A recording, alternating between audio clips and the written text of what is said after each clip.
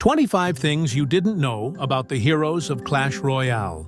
Clash Royale has taken advantage of its resurgence to bring a massive update and close out the year in style. So we're facing the deepest structural turning point in the game's 9-year history, not counting champions, evolutions, and other things. And that's because heroes aren't just a new card category. Unlike evolutions that rely on passive cycles, these units work just like champions, activating their abilities with a button. But with the big difference that they're the classic troops we've always had. So instead of getting new characters, we'll be sticking with the ones we already had, but heroic. This update arrives on December 1st, 2025, marking the start of Season 78. However, before that, on November 30th, creators like the Grayev, Mohammed Light, Oren Yas, and hopefully Benju will face off in the Heroes Creator Showdown, an exclusive tournament designed to test these new mechanics and show us what they're capable of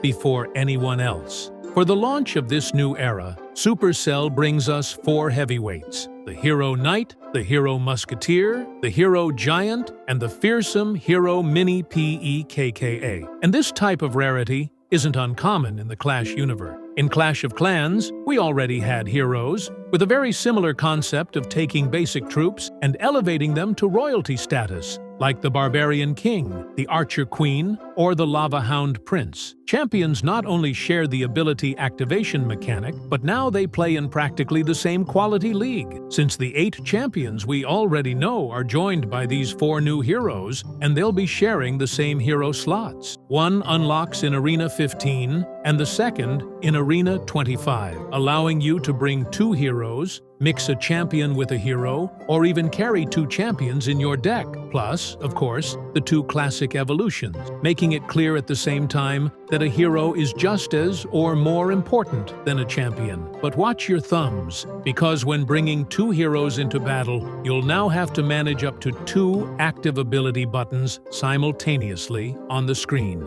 The good thing is, we won't have to fight our own interface in the middle of a battle, since we can customize the position of these buttons completely to our liking, stacking them fully to the right, to the left, or splitting them one on each side for more comfort. With heroes, we can also forget about desperately cycling cards to activate a power, like we had to do with evolutions. What we can't do is bring an evolution and a hero of the same card at the same time, since it can only be placed in one slot, so it depends on which one we put it in to see which version we'll have. And heads up, the hero has the same health and damage as its common version. Really, the only difference is its active ability and a revamped appearance that makes it look super cool and golden. Don Pancho, also known as the Knight, has been clutch since literally the beginning and is one of the first troops to ascend to hero rank, in fact, the first to be revealed, standing out for a mustache so magnificent that it literally draws enemies toward its position.